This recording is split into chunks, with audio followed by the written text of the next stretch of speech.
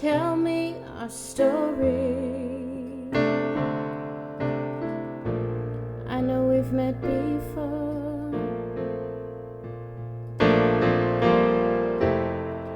You're no stranger to me. We've talked like this before. 1,000 conversations,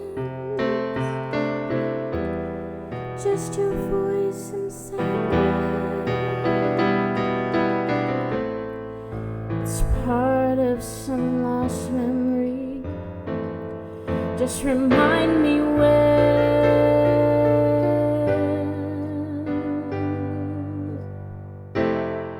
I'm happy that we're doing this. Thank you for agreeing to this. I thought of no better place to do it than in a room that Mom decorated, including the chairs in which we sit. Yes. Mom was born on November 22nd, 1958. The most memorable birthday story that I can remember her telling me was that on her 5th birthday, Yep. JFK was assassinated. On the day of your birthday. November 22nd, 1963. I was 5 years old. So we made it to her 5th birthday. What happened after that? We had a good childhood. I mean, I think all of us kids kind of thought that my mom and dad were rock stars. My dad was a head football coach of a junior college program. My mom was a musician and singer. We really thought that we were part of something special. She was very interested in what was happening with both her two brothers. She just went out of her way to help in any way that she could. We asked her to babysit as they got older, that was no problem at all. They just had a lot of fun together. Some siblings don't like their younger siblings hanging around, especially when their friends are around. Debbie was never that way. I still remember Debbie's 16th birthday party at our house in Apple Valley with the band and everything, and we were all a part of that. I mean, that's one of my earliest memories, I think, even of your dad, was that birthday party, and one of the bands came over that your dad was a part of and played for her birthday party in the house there. She was always very good to Gary and I regarding things like that. I know that one of the things that she really disliked about her childhood is that they moved around a lot. Mm-hmm. Riverside, Claremont, Beaumont, Victorville, Apple Valley, and then El Centro in 1977. I mean, your opportunity for your mom and dad to meet, the window was pretty narrow. I was thinking about this the other day, that, you know, had they moved directly to Apple Valley instead of living in Victorville first, I probably would have never met your mother. We had 18 and a half years with her under the roof, but then Debbie and Daryl, that was the story. The love story, you might say. So, start of our senior year, we would hang out, and one of the things that I loved about your mom to this day is that she was just friendly with everybody. You just didn't expect that, and I thought, this girl, she's really something else. She's really a nice person, and I really enjoy that about her. So it got to the point where I started having feelings for her. I didn't think anything would ever happen, and I needed to just move on.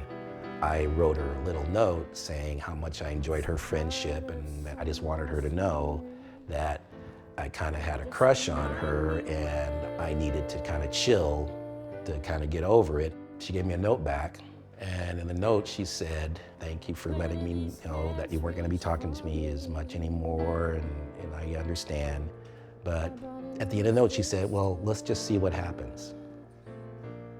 And I was like, what? When did I first love you? I need to know this much. If history's repeating,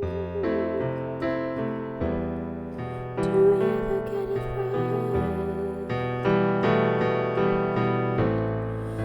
destiny that's calling. Can we start tonight?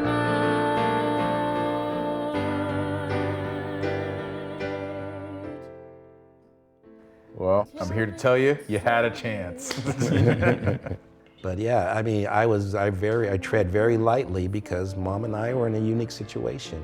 You know, back then, it wasn't as bad as I'm sure it would have been in the 60s, but it wasn't a common thing, put it that way. And I was very aware of that. I was very conscious of that. But your mom didn't care. She didn't see it as a problem. How does the story end?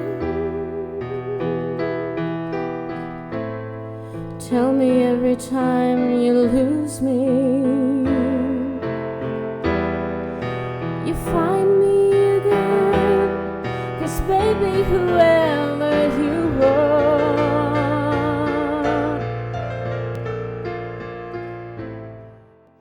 There's our car. There's Deb. Wave, Deb. She didn't want to move around a lot, especially when we decided to start having kids. We wanted to be able to have a home because of the way she grew up. We called up and said we want to look at houses and made an appointment. We came out here and the lady said, well, a lot of the developments out here have been sold out. There's not a whole lot of homes, brand new homes still left. But I'll show you one of them that is very nice. So they brought us down here and they brought us to the home that's 3 doors down. And then she said, oh yeah, and I just sold this one over here. And she pointed to this house and said, it just sold, but I'll let you, they have a great view too. So she brought us into the house and we went out and looked in the backyard and we were like, oh my gosh, this is a beautiful view here. So we left, and I don't remember how much time passed, but we got a call from the real estate lady, and she goes, I just wanted you to be the first because I know you were in love with those houses up there on Waterview. The house that I showed you that was on the corner that was sold, it fell out of escrow. Nobody knows, and if you guys really are interested, you have to move like yesterday. And we ended up buying this house. This is it. Well, thank you for the tour, Mrs. Glay. You will. We'll buy it. I think there's an interesting significance there that given her childhood, moving around everywhere, that she was like, this is the house, this is it, this is my house. And here, Adam and I are, we never moved. Almost the opposite childhood. Exactly. Up, beep beep.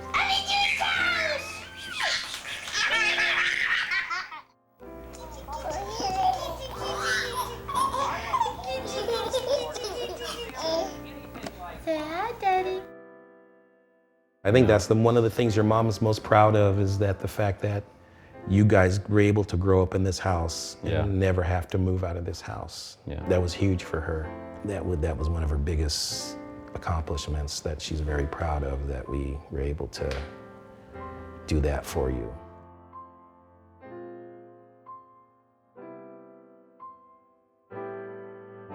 Where do you think you would put that?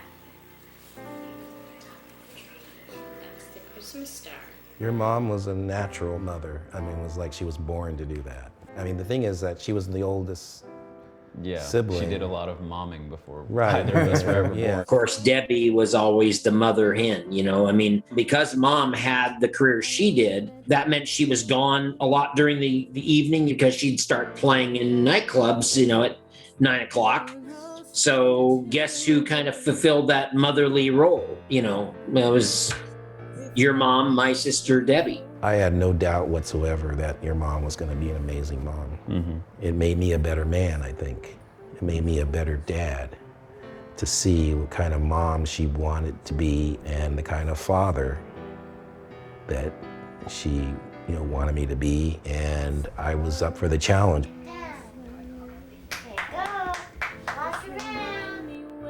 I think what's particularly special about our mom was that her love was for everyone. And I think it also extends to her love of life too. And something that I hope I retain is her love of just the absolute simplest stuff that most people just sort of gloss over. We would go to the conservatory of flowers, the ocean, the beach, the water, and she would just be so content to just be in that moment. She was the perfect example of someone who just loved life and was not afraid to share that with someone else. She had such a broad view of life that humbled and brought wisdom to the way that she approached it. It's like what you're talking about, the sacred ordinary. The book Mom got me and you a copy of for the last Christmas that we had with her. It's called The Boy, the Mole, the Fox, and the Horse. In the book, one of the questions that the boy asks to this group of animals is, do you see your cup as half empty or half full? And then one of the animals replies, I'm just happy to have a cup. And I feel like that gets to the core of how Mom thought about life and moved through it. She had this sense of how to treat people, how to see them for who they are and not as how the world says that they should be. And I think that also gets to the core of a lot of what you were talking about when you guys were first getting together. She was very good at starting conversations with strangers and making somebody laugh. You know? And speaking of laugh, everybody loved your mom's laugh. It just amazed me over the years that we were together. She always knew the right things to say. She was genuine. People loved her. Didn't matter how old you were, whether it was somebody that was older than her or a teenager. She cared so much about other people, you know. She could always tell how you were feeling just by looking at you, and she cared about everyone, you know. You couldn't get away with it either, at least I couldn't. She'd be like, what's up with you? Come on now. Let it out, just tell me, you know. And I know she was like that for everyone. I mean, you just look at the outpouring of love that we've gotten since she passed, that everybody in whose life she's touched, you know, maybe that's why God chose to give her cancer, I don't know. Because they knew she would be able to handle it and help other people. They wouldn't have been able to handle it maybe if it wasn't for her. My name is Deb Clay. I'm a stage 3 breast cancer survivor. I was a 2012 Hero of Hope. And my Supergirl name is Pink Lantern.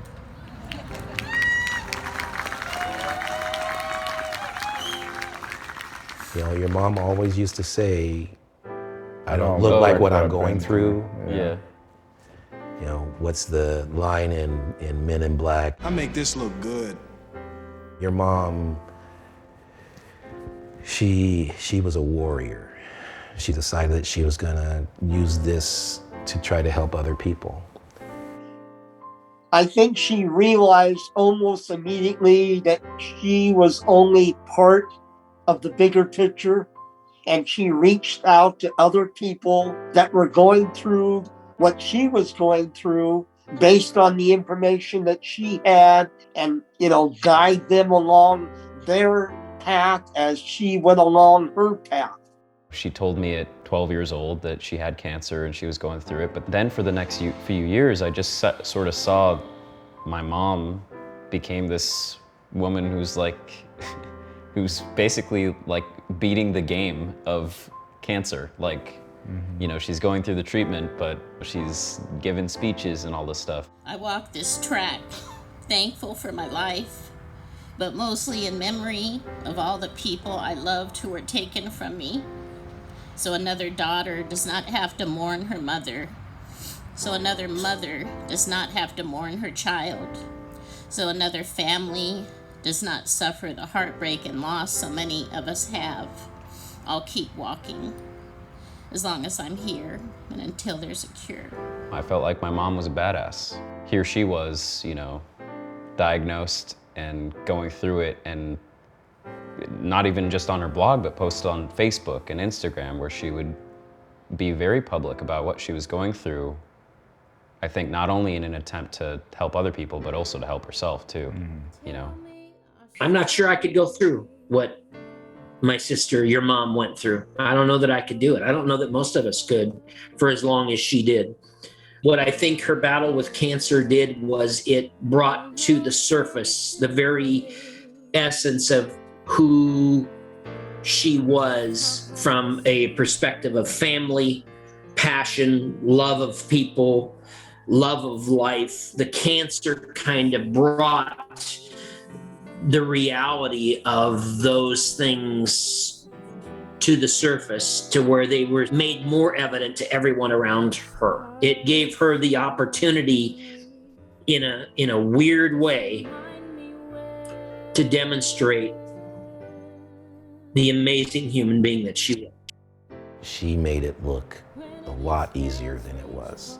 And just very proud of her. Very, very proud of her. Yeah. Just as we're going through planning this whole celebration of life and the things that have, the directions I've been pointed into and things that have happened, I'm like, oh my gosh, Deb, where are you? You know, one of them is how I found that poem. And the poem is called November's Butterfly. Sometimes in November, when the sun is sitting high, a warm fall breeze will still the leaves and cause the trees to cry. Sometimes in November, a butterfly will appear, a cherished thought and a battle fought for one you loved so dear. Sometimes in November, a daughter will pass away. You wallow in grief, seek relief, and then you learn to pray. Sometimes in November, an angel gets its wings. It's good and bad, but always sad. Both joy and pain this brings. Sometimes in November, a family must say goodbye as heaven awaits to open its gates to November's butterfly. 1,000 conversations, just your voice.